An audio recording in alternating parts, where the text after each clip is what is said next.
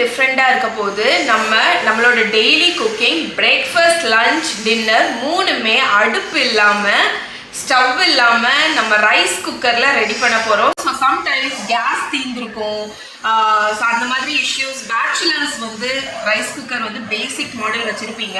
So அப்படி இருக்கும்போது breakfast lunch dinner மூணுமே ரைஸ் குக்கரில் எப்படி பண்ணுறதுன்னு தான் பார்க்க போகிறோம். ஸோ வாங்க வீடியோக்குள்ளே போகலாம். இதுதான் என்னோட rice cooker, basic model rice cooker. இது அகாரோவோட ரீஜென்சி ரைஸ் குக்கர். இது வந்து ஜம்போ சைஸ் 5 லிட்டர். ஸோ உங்களுக்கு வந்து ஒரு பெரிய பல்க் குக்கிங் பண்ணணும்னா கூட இது வந்து யூஸ் ஆகும். இது ரொம்ப பேசிக்கான மாடல் தாங்க. உங்களுக்கு ஆப்ஷன்ஸுமே பார்த்திங்கன்னா ஒரு லிட்டு வருது, அதுக்கப்புறமா ஒரு 5 லிட்டர் அலுமினியம் இன்னர் பாட் வருது, அதுக்கப்புறமா உங்களுக்கு ஆப்ஷன்ஸில் பார்த்தீங்கன்னா குக் வார்ம் மோட், அது ஒரே ஸ்விட்ச் தான். இதுக்கு உள்ளே பார்த்தீங்கன்னா அந்த ஹீட்டிங் எலிமெண்ட் நல்ல பெருசாக இருக்கிறதுனால உங்களுக்கு ஈவனான குக்கிங் வந்து கிடைக்கும். ஒரு மேனுவல் புக் வருது, இதுக்கு 1 வருஷம் வாரண்ட்டி இருக்குது.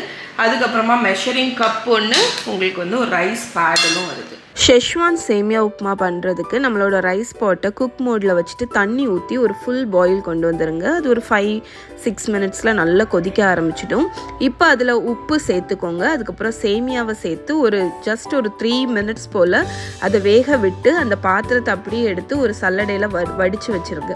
இப்போ அதே பாட்டில் ஆயில் ஊற்றி தாளிக்கிற பொருள் எல்லாத்தையும் போட்டு தாளித்ததுக்கு அப்புறமாட்டு வெங்காயம், பச்சை மிளகா இருந்தால் அதையும் கட் பண்ணி போட்டு ஒரு 1 மினிட் அதை வந்து சாட்டே பண்ணுங்கள். இப்போது வெஜிடபிள்ஸ் எல்லாமே ஆட் பண்ணிக்கோங்க. நான் கேரட், பீன்ஸ், பச்சை பட்டாணி, ஸ்வீட் கார்ன் எல்லாமே ஆட் பண்ணியிருக்கேன். இதை ஒரு 3 மினிட்ஸ் போல் வதக்கிடுங்க. நான் மூடி போட்டு வதக்கினேன், அப்போ ஃபாஸ்ட்டாக வெந்துடும். இப்போ வந்து இதில் தேவையான அளவு உப்பு இருந்துச்சுன்னா உப்பு கொஞ்சம் போட்டுக்கோங்க. அண்ட் ஷெஷ்வான் சட்னி ஆட் பண்ணிக்கோங்க. நல்லா மிக்ஸ் பண்ணி விட்டுருங்க ஒரு 2 மினிட்ஸ். இப்போ நம்ம வேக வச்சுருக்கிற சேமியாவை இதில் போட்டு ஒரு கிளறினீங்கன்னா நம்மளோட ஸ்பைசியான ஷெஷ்வான் சேமியா ரெடி. இது ஆறுனா கூட உங்களுக்கு உதிராகவே இருக்கும். இந்த ரைஸ் குக்கரில் ஒரு அட்வான்டேஜ் என்னென்னா, குக் பண்ணதுக்கப்புறம் நீங்கள் அதை வார்ம் மோடில் மாற்றி மூடி வச்சிடலாம். உங்களோட சேமியா உப்புமா நீங்கள் சாப்பிட்ற வரைக்கும் உங்களுக்கு வார்மாகவே இருக்கும். லஞ்சுக்கு நம்மளோட 1 பாட் ஃப்ரைட் ரைஸ் தான் நம்ம பண்ண போகிறோம். ரைஸ் பாட்டில் ஆயில் ஊற்றி ஹீட் பண்ணிக்கோங்க. இதில் பொடிசாக கட் பண்ணியிருக்கிற பூண்டு, இஞ்சி போட்டு 1 மினிட் வதக்கிடுங்க. இதில் வெங்காயமும் போட்டு வெங்காயம் நல்லா பொன்னிறமாக ஆகிற வரைக்கும் நல்லா வதக்கி விட்டுருங்க. ஒரு 2-3 மினிட்ஸ் ஆகும். இப்போது கழுவி வச்சுருக்கிற ரைஸை போட்டு இந்த ஆயில்லையே ஒரு 4 to 5 மினிட்ஸ் நல்லா டோஸ்ட் பண்ணி எடுக்க போகிறோம். இந்த டோஸ்டிங் டெக்னிக் நல்ல ஒரு ஃப்ளேவர் கொடுக்கும். இப்போ இதில் கொஞ்சம் வினிகர், கொஞ்சம் சோயா சாஸ் நல்லா மிக்ஸ் பண்ணிவிடுங்க. கூடவே பூண்டும் மிளகாயும் அரைச்ச பேஸ்ட்டையும் சேர்த்துக்கோங்க. நீங்கள் இதுக்கு பதில் சில்லி சாஸ் கூட ஆட் பண்ணலாம். இதையும் நல்ல ரைஸ் கூட மிக்ஸ் பண்ணிவிடுங்க. இப்போமா கொஞ்சமாக சுகர், கொஞ்சமாக சால்ட்டு ஃப்ளேவருக்கு ஆட் பண்ணி நல்லா மிக்ஸ் பண்ணி விட்டுருங்க.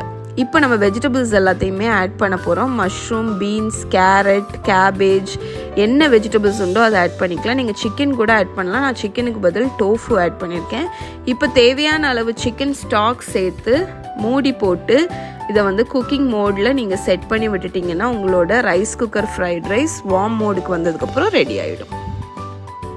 நம்மளோட 1 பாட் சீஸி பாஸ்தா பண்ணுறதுக்கு அந்த ரைஸ் குக்கர் பாட்டில் பாஸ்தா, அதுக்கப்புறம் பாஸ்தா சாஸ், மில்க் ஆட் பண்ணிக்கோங்க. கூடவே பொடிசாக கட் பண்ணி வச்சுருக்கிற ஆனியன் அண்ட் கார்லிக், இந்த ரெண்டுமே ஃப்ளேவருக்கு எல்லாத்தையுமே நீங்கள் ஒன்றாவே ஆட் பண்ணிடலாம். அதுக்கப்புறமா சீசனிங்க்கு வந்து நீங்கள் எந்த ஹர்ப்ஸ் வேணாலும் ஆட் பண்ணலாம். நான் கொஞ்சம் இட்டாலியன் சீசனிங், கொஞ்சம் garlic powder, 1 spoon salt, 1 spoon sugar add பண்ணியிருக்கேன். கூடவே ஒரு 2-3 டேபிள் ஸ்பூன் ஆலிவ் ஆயிலும் சேர்த்து நல்லா மிக்ஸ் பண்ணி விட்டுருங்க. இப்போ நீங்கள் குக் மோடில் செட் பண்ணிவிட்டு அந்த பாஸ்தா குக் ஆகிற வரைக்கும் நீங்கள் தேவைப்படுற அளவுக்கு தண்ணி ஆட் பண்ணிக்கோங்க. பாஸ்தா ஒரு 10 மினிட்ஸில் குக் ஆகிடும். இப்போ இதுக்கு மேலே சீஸ் எவ்வளவு தேவையோ அதை ஆட் பண்ணி மூடி போட்டு சீஸ் மெல்ட் ஆகிற வரைக்கும் விட்டிங்கன்னா 1 பாட் சீஸி பாஸ்தா ரெடி.